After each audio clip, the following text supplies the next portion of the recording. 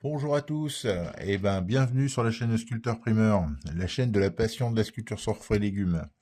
Et ben aujourd'hui mes amis, on va aborder encore une sculpture assez simple. On va faire une fleur avec une gouge. Alors cet exercice c'est pour les gens qui veulent faire un petit décor rapide ou les gens qui voudraient commencer à apprendre, voilà, à s'amuser, faire une fleur. Voilà, commencer à faire des petites choses pour décorer, un petit peu comme la leçon sur la fleur de lys avec le poireau, un petit peu comme la fleur en fenouil. C'est des choses qui sont vraiment faciles à réaliser. Après, pour celle-ci, il vous faudra des gouges, voilà. Donc, on va se servir potentiellement de deux gouges arrondies, voilà. Mais il existe des gouges cannelées, donc on peut se servir d'une gouge cannelée, voilà, celle qu'on voudra, même une gouge en V de ce type-là. Ça fera toujours la forme comme vous voyez ici, hein. Ici, je me suis servi d'une gouge arrondie, vous voyez. Donc, on voit bien la coupe que ça fait. Voilà, j'essaie de vous montrer.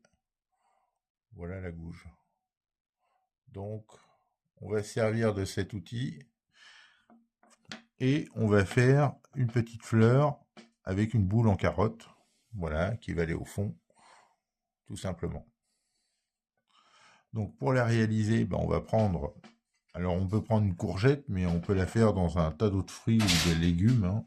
Voilà, donc ne vous laissez pas, ne vous arrêtez pas juste à une courgette.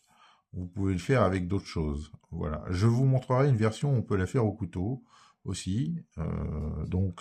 Encore une fois, il y a une fleur et des variantes de cette fleur qu'on peut faire avec différents outils. Là, on va l'aborder de façon la plus simple possible, c'est-à-dire à la gouge. Avec son couteau, on va venir couper un bout de la courgette. Vous voyez, je coupe le bout.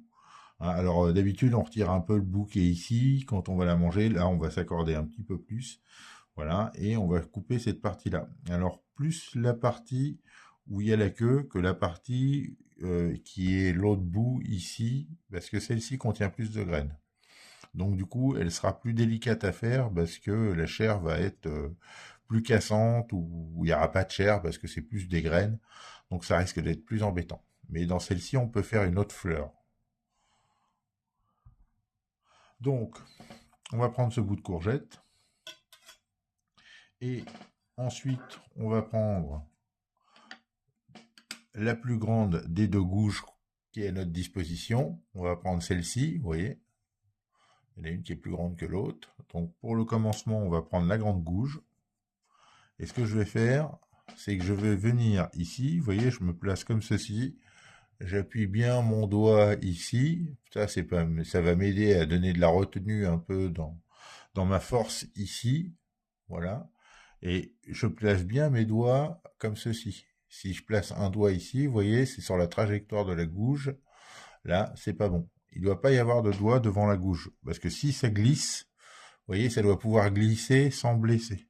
Donc il faut absolument que les doigts soient hors de portée de l'outil. Si vous avez un doigt qui est devant l'outil, c'est que vous êtes très mal placé. On y va. Donc, on prend son outil comme ceci, comme un stylo. On va venir appuyer un doigt ici, alors celui-ci ou celui-ci, hein, le petit, comme vous préférez. Et ensuite, on va venir comme ceci avec la gouge. On reste en surface, hein. Vraiment, je plonge pas à l'intérieur. Je plonge ma gouge vraiment de façon la plus droite possible, vous voyez, par rapport à la courgette. Donc, je fais comme ceci et je la laisse bien descendre. Voilà, et je vais pas vers l'intérieur comme ceci. Voilà, je plonge pas comme ça. Je fais pas comme ça avec la gouge, je fais vraiment le plus droit possible. Parce que si je fais ça, après elle va se détacher, si je vais vers l'intérieur.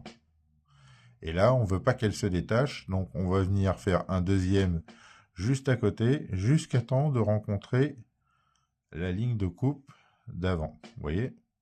Hop. J'essaie de soulever, voilà, délicatement pour que vous puissiez voir le trait de coupe. Voilà. On va faire ça sur tout le tour. Alors on se place toujours en décalage, hein, vous voyez, il y a une taille de gouge, et on se place à côté.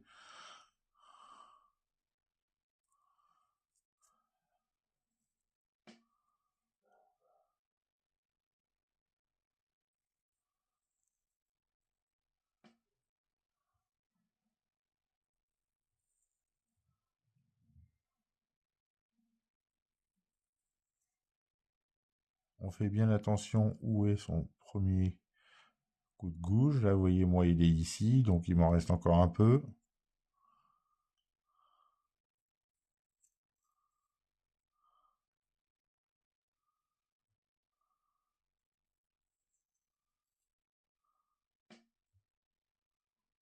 Là, vous voyez, je suis juste à côté de mon trait de départ. Donc, je vais en faire une dernière ici.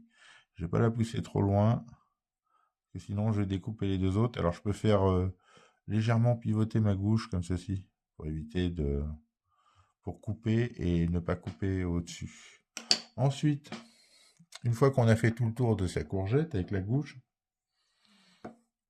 on va pouvoir ici, alors avec un couteau d'office, là moi j'utilise un couteau à bec d'oiseau, d'accord, mais avec un couteau d'office, hein, ça passe aussi très très bien. Donc je vais venir découper les parties ici, ce qui va faire apparaître le motif que j'ai découpé avec ma gouge.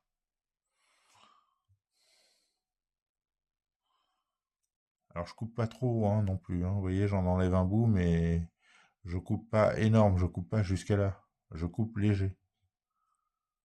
Il faut qu'il me reste de la matière parce qu'après on va refaire encore au moins un rang comme ça dedans. Alors quand je parle de rang, c'est un tour du pétale que vous êtes en train de faire. Ça fait un rang. Vous voyez, je découpe doucement, je me presse pas. Ce qui est important, c'est que j'enlève bien ces parties-là.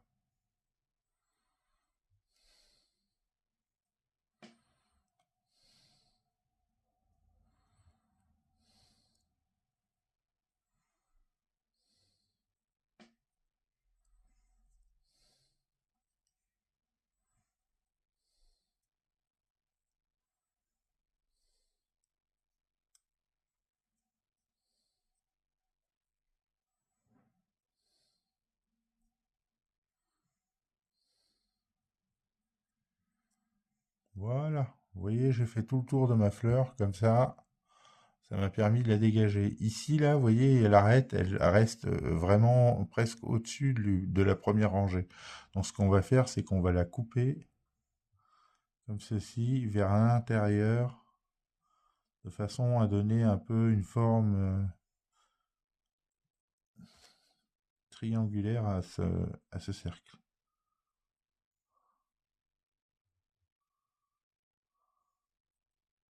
Encore une fois, presque entre le rond et le cône sur le dessus.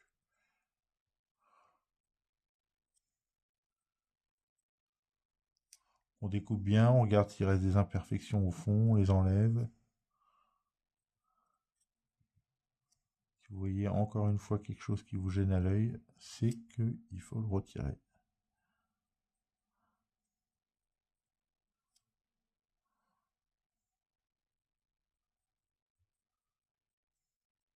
Alors surtout, être assez prudent avec la coupe qu'on va appliquer au fond. Voilà, il ne faut pas qu'on c'est là le cône de matière qui nous reste, il ne faut pas qu'il soit, vous voyez, qu'il bouge trop non plus. Donc il ne faut pas trop pousser et que ça bouge, de façon à pouvoir faire un deuxième rang derrière.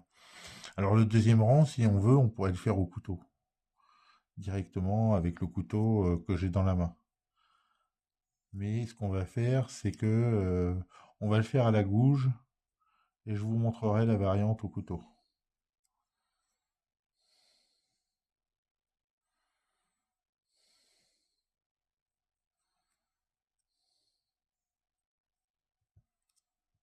Alors vous voyez, j'essaye vraiment d'aller un peu plus bas là dans ma coupe pour avoir quelque chose où il n'y a pas une ligne de casse ici, vous voyez? Si, parce que quand on va couper comme ça va créer un trait ici à ce niveau-là sur tout le tour, parce que ma lame va être comme ça et donc je vais couper comme ceci. Donc la partie basse, je la coupe pas. Donc après, ce que j'ai fait, une fois que j'ai coupé mon cercle comme ça, j'ai rectifié aussi légèrement à l'intérieur. Vous voyez, de façon à avoir quelque chose qui soit un peu plus rond à l'œil au fond. D'accord? Ça nous donne à peu près cette forme. Donc il est un peu difficile de se rendre compte de la profondeur que je donne. Vous voyez? Mais c'est quand même assez profond, hein. On va presque en dessous. D'accord? Donc c'est bien bas. Maintenant, une fois que j'ai fait ça, je vais pas reprendre la grande gouge avec laquelle j'avais travaillé au départ ici. Je vais prendre la plus petite, celle-ci. Voilà. Parce que obligatoirement, j'ai réduit le périmètre de mon cercle. Donc, placer encore une fois une série de grandes, ça va pas être judicieux. Donc, on prend une taille en dessous et on va venir avant la bordure ici. Voilà, hop, on va revenir faire entre un arrondi. Alors là, c'est plus simple puisque vous avez déjà le positionnement entre.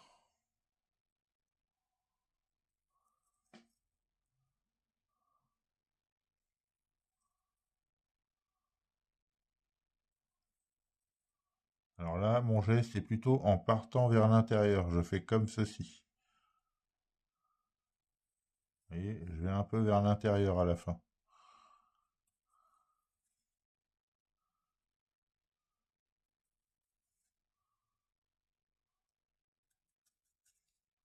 Alors après, tout dépend de la courgette que vous allez avoir, mais des fois, vous pourrez faire un rang, deux rangs, maxi, mais trois rangs peut-être. Après quatre, non. Il est peu probable que vous fassiez quatre rangs.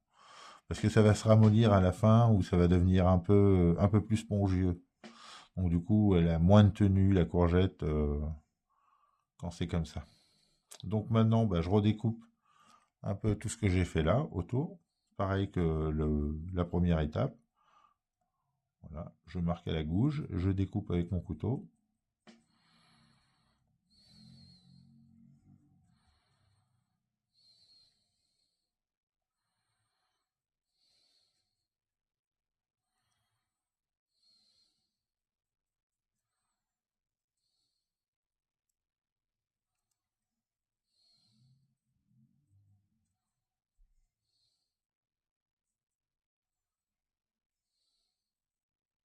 Alors faites attention que ça ne se déchire pas. Surtout, si vous voyez que ça vient pas et que ça se découpe pas, remettez un petit peu un coup de couteau. Mais tirez pas dessus parce que ça va être délicat et ça va arracher vos pétales.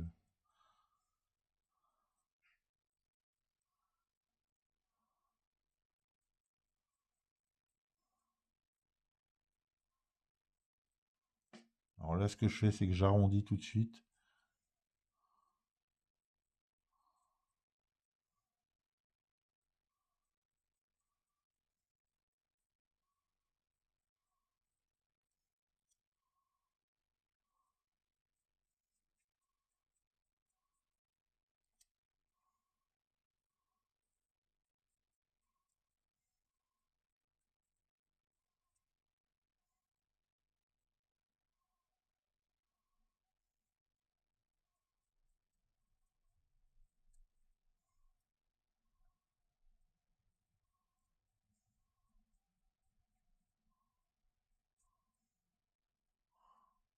Voilà. Alors oui, hein, comme je vous le disais, c'est assez fragile. Donc après, quand vous l'avez fini, n'hésitez pas, vous la plongez dans un bac d'eau froide, voire glacée, hein, pas avec les glaçons même, mais plutôt dans de l'eau où il y a eu des glaçons. Et vous la laissez 10 minutes comme ça, vous allez voir, elle va s'ouvrir. Et tout va s'écarter, et ça va permettre à la fleur vraiment de s'ouvrir vraiment et de prendre tout son côté bien ouvert comme ça. Voilà. Ici, là, plus vous ferez fin, et plus ça va se replier vers l'extérieur. Voilà, ça va se replier un peu sur soi, ça va raidir en fait avec l'eau froide et ça va légèrement les incliner et les ouvrir. Voilà. Maintenant, là, on va peut-être pouvoir faire un troisième rang. Alors le troisième rang, on va le faire avec une gouge encore un peu plus petite. Alors, sur certaines, vous ne pourrez pas faire trois rangs. Donc, ce que je vous conseille, sur certaines, c'est une fois que vous avez fait votre deuxième rang, vous allez prendre votre boule à pomme parisienne ou la boule à melon, comme tout le monde l'appelle. Voilà. Et vous allez faire comme ça un creux dedans. C'est ce qu'on fera après. Et vous allez pouvoir mettre votre boule de carotte dedans. Voilà. Là, on va essayer de placer un autre rang, mais on va prendre une gouge bien plus petite que celle que j'ai eue. On va prendre une très fine, une comme ça. Voilà. Vous laissez voir. Et on va refaire un rang entre. Alors, c'était pas forcément prévu, mais vu qu'il y a pas mal de fermeté dedans,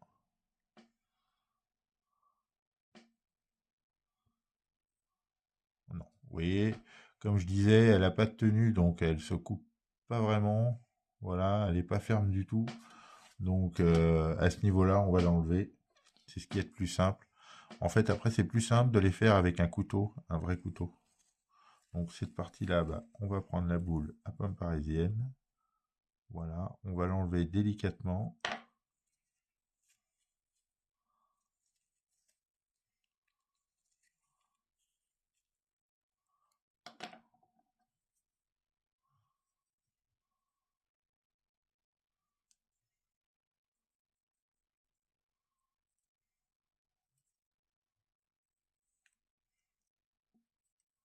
Voilà.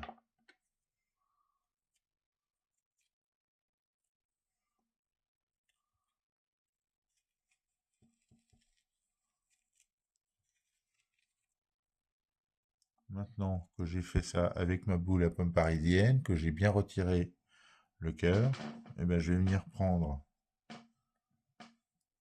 une carotte. On va faire la même chose dedans. On va essayer de ne pas la casser.